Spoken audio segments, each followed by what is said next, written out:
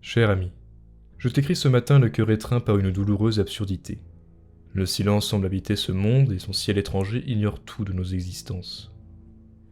Je me dois pourtant de clore ce volet camusien, d'enlever la crispation de mon âme par des vérités simples. Je t'ai parlé précédemment de la fracture entre notre soif de sens et l'indifférence de ce qui ne peut mourir, de ce que Camus a nommé absurde. Je t'ai ainsi conté la lucidité, le courage et l'acceptation d'un Sisyphe, puis j'en ai fait de même pour la révolte prométhéenne contre l'acte final et l'injustice. Mais il vient après eux un troisième moment plus silencieux et plus intérieur.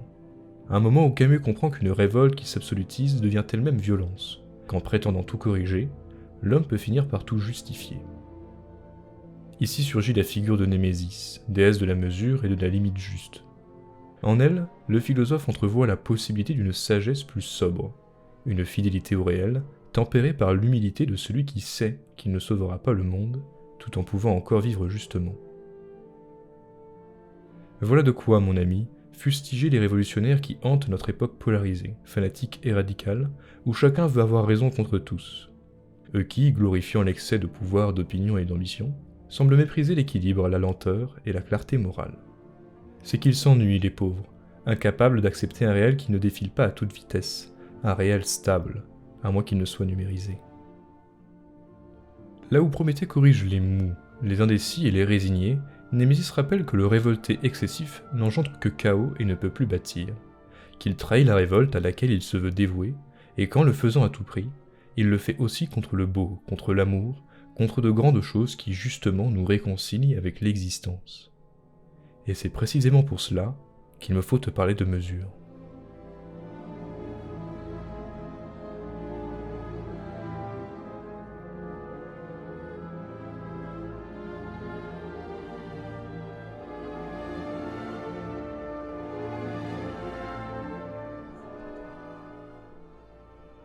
Il y a dans la révolte un souffle de grandeur. Quand l'homme se lève contre l'absurde, il arrache son destin aux sciences du monde. Dans L'homme révolté, Camus décrit ce premier mouvement comme un acte d'affirmation. Je refuse que l'injustice, le mensonge ou l'humiliation aient le dernier mot. En me révoltant, je me découvre entouré dans un commencement qui est volonté de communion avec la vie, plutôt qu'une destruction. Et par là je dis oui à l'homme, dans sa faiblesse et ses limitations, prononçant au lieu d'un simple refus, la promesse d'une humaine dignité. Pourtant, cette révolte porte en elle une ambiguïté, car si l'homme se révolte sans limite, il court le risque de se perdre. L'histoire du XXe siècle que Camus contemple avec douleur témoigne de cette dérive. Au nom de l'homme, certains tuent ce dernier. Au nom de la justice, on commet son contraire. La révolte se change alors en idéologie, la liberté en tyrannie. Dans la prétention de sauver l'humanité, on se permet bien des noirceurs. Et là est le paradoxe tragique. Vouloir tout libérer revient souvent à tout asservir. La révolte, qui devait être fidélité au réel, devient trahison en niant toute limite. Camus parle d'hubris, mot grec désignant la démesure, l'orgueil de celui qui se croit sans bornes.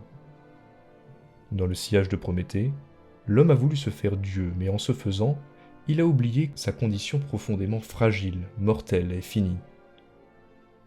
Pourtant, ce qui fait notre grandeur n'est pas tant notre toute-puissance, mais la lucidité de celui qui sait qu'il ne peut pas tout. La révolte, pour rester fidèle à elle-même, doit reconnaître ses propres frontières. Elle n'est pas un absolu qui justifie le meurtre ou la négation du monde, mais un appel qui exige de rester à hauteur d'homme. Camus écrit « Tuer un innocent au nom de la justice, c'est trahir la justice. » Alors nous nous devons d'avoir cette exigence, dire non, sans vouloir tout détruire. Cette exigence n'est pas seulement politique ou historique, elle est existentielle. Chacun dans sa vie quotidienne connaît cette tentation de la démesure. Nous voulons toujours plus de liberté, de plaisir, de reconnaissance ou de pouvoir. Et si ce désir n'est pas tempéré, il finit par se retourner contre nous. L'homme sans limite s'épuise, se brûle et se vide de sens.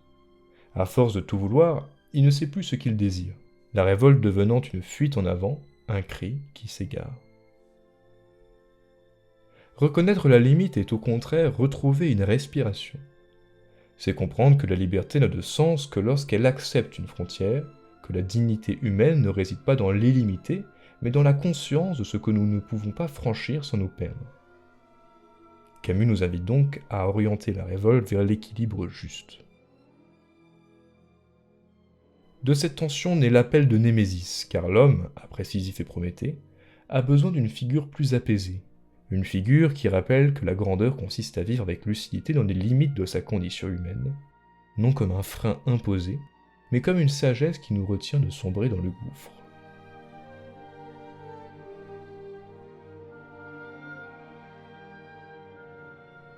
Il est, dans les mythes antiques, des dieux qui grondent et des dieux qui éclairent.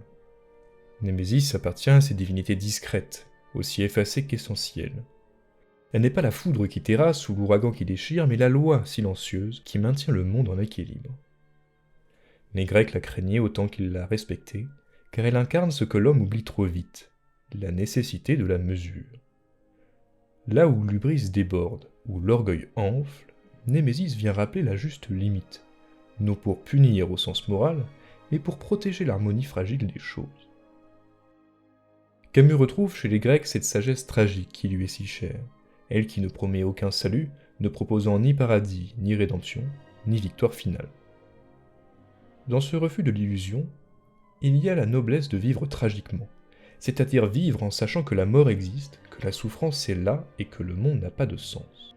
Mais c'est aussi exister sans désespoir, parce que le sens n'est pas ce qui se cherche au loin, il est dans l'équilibre même de la vie, dans cette danse fragile entre la joie et la douleur. C'est exactement ce que Camus voit en Némésis. Elle n'est pas la négation de la révolte, mais son orientation juste. Elle l'empêche de devenir démesurée, ne détruisant pas son élan, mais lui donnant une forme, une respiration et une fidélité à l'humain. Sans elle, la révolte s'emballe, devient chasse aux sorcières et finit par trahir ce qu'elle voulait sauver. Avec l'équilibre, elle retrouve son sens premier, affirmer la dignité humaine, sans sombrer dans la tyrannie des absolus. La mesure ici ne doit pas être confondue avec la médiocrité ou la tiédeur. Elle n'est pas compromis, mollesse ou résignation. Elle est force contenue et disciplinée, qui se connaît elle-même. Le sage n'est pas alors celui qui désire, mais celui qui choisit, préférant le courage qu'exige la retenue.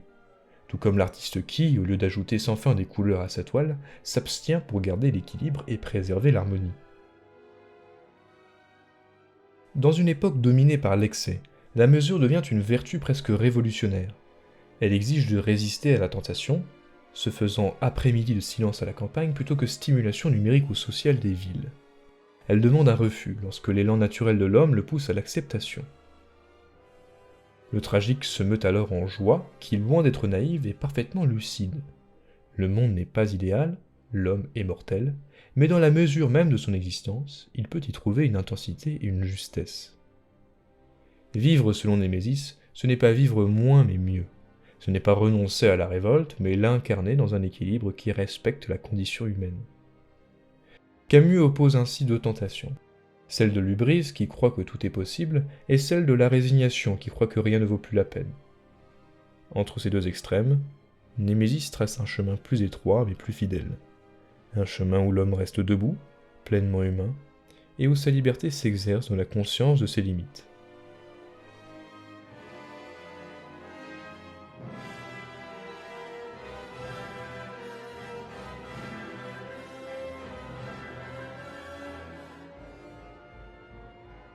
Cher ami, il est temps de clore mes élucubrations.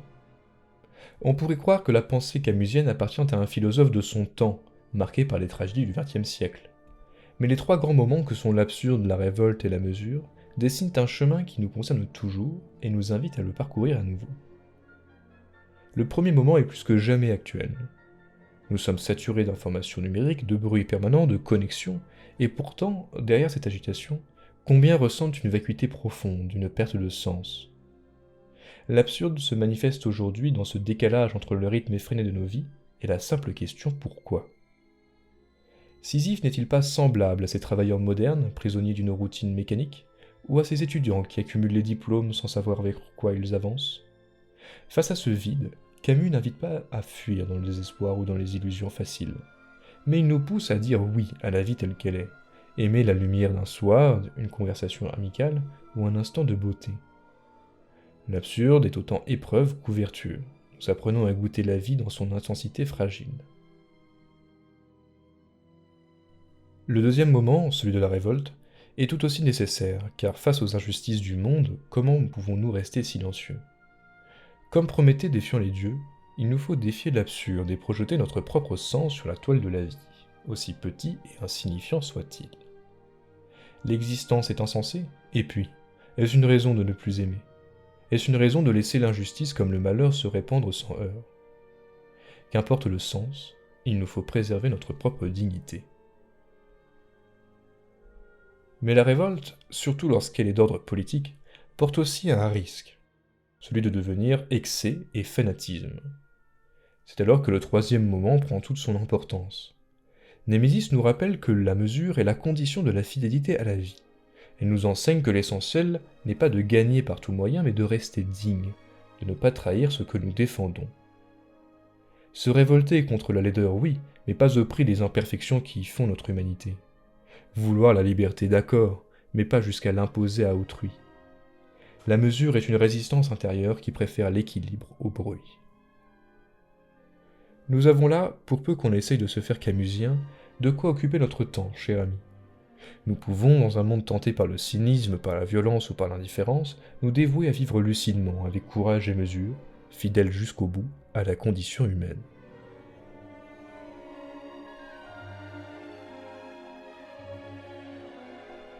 Il est possible que le destin de l'homme ne soit pas d'atteindre la vérité ultime, mais d'apprendre à marcher sur la crête étroite entre l'ombre et la lumière. Camus ne nous donne pas de réponse, préférant les images, les symboles et les chemins. Peut-être qu'au-delà de ces mythes, c'est à chacun de nous de trouver son équilibre, son rocher et son feu. N'est-ce pas là une exigence insurmontable pour la majorité que de vivre sans cesse lucide? Ne nous faudrait-il pas, à notre convenance, un peu de foi, d'alcool ou de poésie afin d'atteindre l'état d'ivresse parfaite, pour contempler le monde sans sombrer dans le cynisme, la violence ou l'indifférence? Ne nous faudrait-il pas une dose mesurée d'opium et de beauté pour conserver la lucidité et la dignité humaine? Et si finalement le seul moyen d'être fidèlement camusien était d'être entouré par la beauté solaire des anciens paysages d'Alger? Là où l'absurde est un divorce entre l'homme et sa vie, le beau, lui, est une union inébranlable. Comment vouloir se séparer d'une existence qui, malgré le non-sens, demeure toujours belle? Comment se révolter contre le beau sans être complètement sot? On ne peut être mesuré dans la beauté, à moins qu'elle ne nie notre humanité.